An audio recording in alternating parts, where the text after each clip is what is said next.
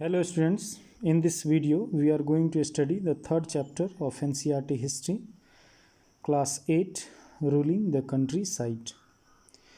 In this video we shall learn about land revenue systems under the British rule in India, अर्थात British शासन के अंतर्गत भारत में भू राजस्व व्यवस्था। सबसे पहले ये जान लेते हैं कि लैंड टैक्स होता क्या है। लैंड टैक्स का मतलब होता है ज़मीन पर लगने वाला टैक्स, यानी इसको लगान भी बोल सकते हैं। तो इस वीडियो में हम लोग जानेंगे कि ब्रिटिश ईस्ट इंडिया कंपनी के शासनकाल में किसानों से किस प्रकार लगान वसूला जाता था। तो ब्रिटिश ईस्ट इंडिया कंपनी ने इंडिया में लगान वसूलने के कई सारे तरीके अपनाए, यानी बहुत सारी लैंड रेवेन्यू पॉलिसीज़ को उन्होंने इंडिया में इम्प्लीमेंट किया, जिसमें मुख्य पॉलिसीज़ थी इजारेदारी सिस्टम, उसके बाद परमानेंट सेटलमेंट को ज़मींदारी सिस्टम भी कहा जाता है।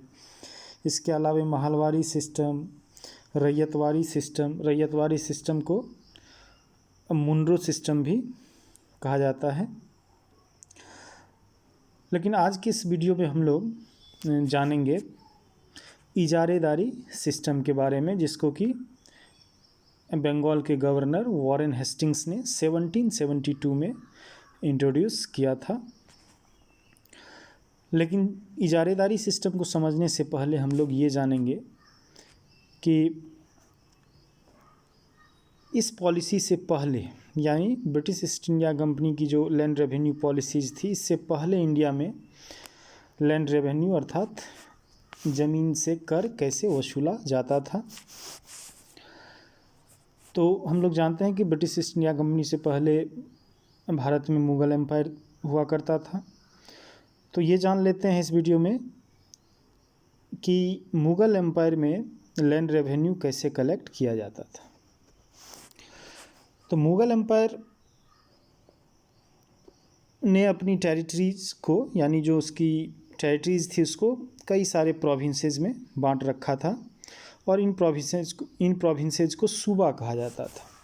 प्रत्येक सूबे में एक दीवान होता था, यानी एक दीवान अपॉइंट किया जाता था मुग़ल रूलर के द्वारा, जो अपने सूबे से रेवेन्यू जनरेट करने का काम करता था। लेकिन ये जो सूबे में दीवान होते थे, ये डायरेक्टली पेजेंट के पास जाकर रेवेन्यू कलेक्ट नहीं करते थे, बल्कि इसके लिए उन्होंने बहुत सारे ज़मींदार अपॉइंट कर रखे थे, यानी बहुत सारे ज़मींदार हुआ करते थे मुग़ल टाइम में, और पेजेंट से डायरेक्टली टैक्स कलेक्ट करने का काम ये ज़मींदार किया करते थे, और जो भी कलेक्शन होता था उसमें से अपना शेयर रखने के बाद ये सारा रेवेन्यू दीवान के पास पहुंचा देते थे, और फिर दीवान इस रेवेन्यू को मुग़ल ट्रेजरी में जाकर जमा करता था। इस प्रकार हम देखते हैं कि मुग़ल टाइम में, यानी मुग़ल एम्पायर में, दीवान का रोल काफ़ी इम्पोर्टेंट हुआ करता था, और दीवान सूबे के सभी ज़मींदारों को सुपरवाइज करने का काम करता था।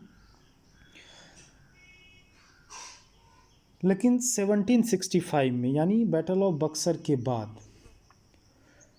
क्या हुआ कि जो बंगाल प्रोविंस था, मुग़ल एम्पायर का जो बंगाल सूबा था, बंगाल सूबा, उसकी दीवानी राइट्स दे दी गई किसको? ब्रिटिश ईस्ट इंडिया कंपनी को। और उस समय मुग़ल एम्परर था शाह आलम सेकंड। यानी अब जो है ये बंगाल प्रोविंस के, यानी बंगाल सूबा के नए दीवान कौन बन गए? ब्रिटिश ईस्ट इंडिया कंपनी बन गई। दीवानी राइट्स मिलने के बाद British East India company Mughal ruler को बंगाल से जो भी रेवेन्यू कलेक्शन होता था उसका एक फ़िक्स्ड अमाउंट हर एक साल भिजवाती थी।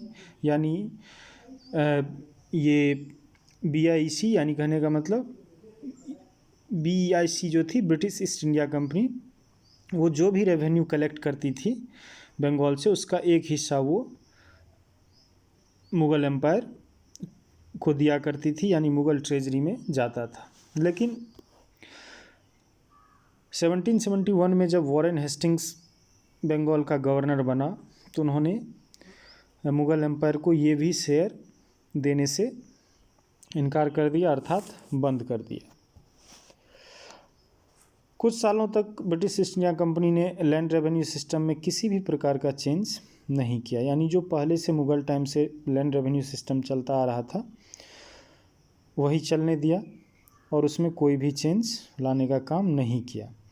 लेकिन यहाँ पर जो दीवान का पोस्ट होता था, यानी जो मुग़ल टाइम में दीवान होते थे जो ज़मींदार को सुपरवाइज करने का काम करते थे, अब उन दीवान के जगह पे कंपनी ने अपने ऑफिशियल्स को अपॉइंट कर दिया, यानी अब ब्रिटिश ऑफिशियल होते थे जो कि ज़मींदारों को सुपरवाइज करने का काम करते थे। हम लोग जानते हैं कि ये BEIC यानी ब्रिटिश ईस्ट इंडिया कंपनी जो है वो प्राइमरली क्या थी, एक ट्रेडिंग कंपनी थी जो कि ज़्यादा से ज़्यादा मुनाफा कमाना चाहती थी। इस कारण से ब्रिटिश ऑफिशियल्स ने ज़मींदार पर काफ़ी प्रेशर बनाना शुरू किया कि किसानों से, पीजेंट से ज़्यादा टैक्स कलेक्ट किया जाए, और वही किया ज़मींदारों ने, जिससे कुछ ही सालों में ब्रिटिश ईस्ट इंडिया कंपनी का रेवेन्यू कलेक्शन कई गुना बढ़ गया। कंपनी का तो रेवेन्यू कलेक्शन बढ़ गया, लेकिन इसका बहुत ही बुरा असर किसानों पर पड़ा। बंगाल, बिहार और उड़ीसा के किसानों पर पड़ा। लैंड टैक्स इतना ज़्यादा बढ़ा दिया गया कि पीजेंट्स ने खेती करना बंद कर दिया, वो अपनी ज़मीनें छोड़कर भागने लगे, और जो एग्रीकल्चर प्रोडक्शन था बंगाल में वो पूरी तरह से कोलैप्स हो गया। और आप इसी से अनुमान लगा सकते हैं कि 1765 में अंग्रेज़ यानी British East India Company Bengal के दीवान बने, और इसके मात्र 5 सालों में यानी 1770 में इतना ज़्यादा एग्रीकल्चरल प्रोडक्शन कोलैप्स हो गया बंगाल का कि वहाँ एक बहुत बड़ा फेमाइन आ गया, यानी भूखमरी। और इसका रिजल्ट ये निकला कि 10 मिलियन पीपल, बंगाल के 10 मिलियन पीपल, जो कि उस समय की टोटल पॉपुलेशन की लगभग 1/3 हुआ करती थी, यानी 1/3 जनता भूखमरी से बंगाल की मर गई। जो बंगाल एक समय में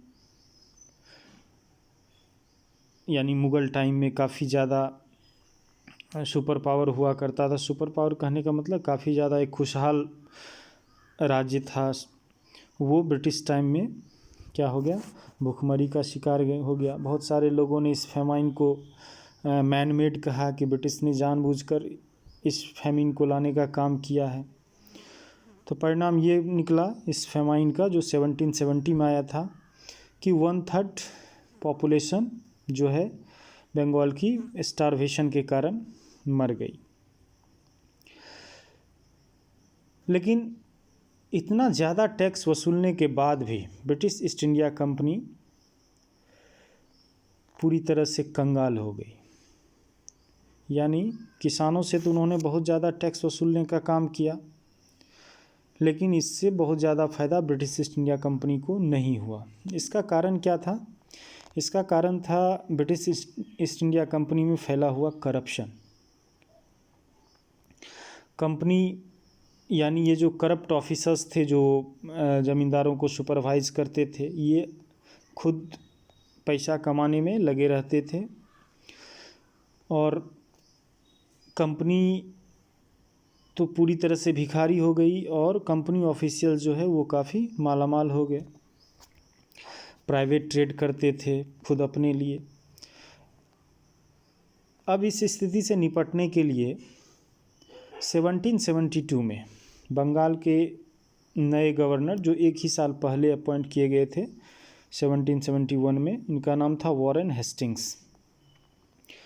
तो उन्होंने अगले ही साल यानी 1771 में वो बंगाल के गवर्नर बने, और 1772 में उन्होंने बंगाल के लैंड रेवेन्यू पॉलिसी में चेंज लाने का फ़ैसला किया, यानी जो एग्जिस्टिंग पॉलिसी थी उसमें उन्होंने परिवर्तन करने का फ़ैसला लिया। और यही और उन्होंने जो 1772 में लैंड रेवेन्यू पॉलिसी इंट्रोड्यूस की, इसी को हम लोग इजारेदारी सिस्टम के नाम से जानते हैं। तो इजारेदारी सिस्टम 1772 में लागू की गई थी। अब जान लेते हैं कि ये इजारेदारी सिस्टम था क्या। इजारेदारी सिस्टम को हम लोग 5 ईयर सेटलमेंट भी बोलते हैं, और बाद में हम लोग जानेंगे कि इसको 1 ईयर सेटलमेंट भी बोला जाता है। तो पहले 5 ईयर की बात कर लेते हैं। तो 1772 में वॉरेन हेस्टिंग्स ने कहा कि जो हाईएस्ट बिडर होगा, यानी लैंड का ऑक्शन करवाया जाता था, बोली लगाई जाती थी कि जो व्यक्ति ज़्यादा से ज़्यादा बोली लगाएगा, ज़्यादा से ज़्यादा पैसा देगा किसी लैंड का, उसको वो लैंड दे दी जाएगी। यानी वही व्यक्ति उस लैंड से टैक्स कलेक्ट करेगा किसानों से। तो आप लोग समझ गए होंगे कि इसमें क्या किया जाता था। लैंड का ऑक्शन करवाया जाता था, बोली लगाई जाती थी, और जो हाईएस्ट बीडर होते थे, जो ज़्यादा से ज़्यादा पैसा देते थे ब्रिटिश ईस्ट इंडिया कंपनी को, उन्हीं को वो ज़मीन दे दी जाती थी अगले 5 सालों के लिए। यानी जो पुरानी व्यवस्था थी वो ख़त्म हो गई, ज़मींदारी सिस्टम जो था पुराना वो ख़त्म हो गया। नए लोग रेवेन्यू कलेक्टर बनने लगे, ज़्यादा से ज़्यादा बोली लगाने वाले जो होते थे। तो ये सिस्टम 5 ईयर सेटलमेंट जो था वो, यानी इजारेदारी सिस्टम में जो 5 ईयर वाला सेटलमेंट था वो बस एक ही टर्म चला, यानी 1772 से 1777 तक। 1777 में वॉरेन हेस्टिंग्स ने फिर से इजारेदारी सिस्टम में चेंज करने का फ़ैसला किया, और ये जो 5 ईयर सेटलमेंट होता था उसको अब 1 ईयर सेटलमेंट कर दिया गया। यानी जो प्रोसेस वही था, सेम था कि लैंड का ऑक्शन होगा, जो हाईएस्ट बीडर होगा उसको ज़मीन दे दी जाएगी। प्रोसेस वही हुआ करता था, लेकिन अब ये लैंड सिर्फ 1 साल के लिए हाईएस्ट बीडर को दी जाती थी। तो इसको हम लोग एनुअल सेटलमेंट या 1 ईयर सेटलमेंट बोल सकते हैं। तो समझ गए होंगे आप लोग इजारेदारी सिस्टम, जिसको वॉरेन हेस्टिंग्स ने इंट्रोड्यूस किया था इंडिया में। शुरुआत में ये 5 सालों के लिए बोली लगती थी, और बाद में 1777 में वॉरेन हेस्टिंग्स ने इसको सिर्फ 1 साल के लिए कर दिया गया। प्रोसेस वही रहा कि जो हाईएस्ट बीडर होगा उसको ज़मीन दे दी जाएगी, यानी ज़मीन का ज़्यादा से ज़्यादा जो बोली लगाएगा। अब परिणाम इसका ये निकला कि लोग ज़्यादा से ज़्यादा बोली लगाने लगे ज़मीन का, जितना उसमें कभी कभार तो ऐसा हो जाता था कि जितना प्रोडक्शन नहीं होता था उससे ज़्यादा बोली लग जाती थी। अब जो ये बीडर होते थे वो चाहते थे कि ज़्यादा से ज़्यादा हम टैक्स कलेक्ट करें किसानों से, तब जाकर उसको कुछ बेनिफिट होगा। और इतना ज़्यादा प्रेशर किसानों पर, पीजेंट्स पर, कल्टीवेटर्स पर बढ़ गया कि वो लोग और भी पूरी तरह से कंगाल हो गए, और खेतीबाड़ी करना सब ने छोड़ दिया। और यह सिस्टम 1793 तक, यानी 1793 तक चलता रहा। और जब नए गवर्नर जनरल कॉर्नवालिस आए, लॉर्ड कॉर्नवालिस 1793 में, तब उन्होंने फिर से यहाँ के लैंड रेवेन्यू सिस्टम को चेंज करने का काम किया, और उन्होंने एक नई व्यवस्था यहाँ पर इंट्रोड्यूस की, जिसको हम लोग परमानेंट सेटलमेंट के नाम से जानते हैं। तो अगले वीडियो में हम लोग जानेंगे परमानेंट सेटलमेंट के बारे में। तो ये फर्स्ट वीडियो था, आज के लिए इतना ही। नेक्स्ट हम लोग अगले वीडियो में देखेंगे। Thanks for watching.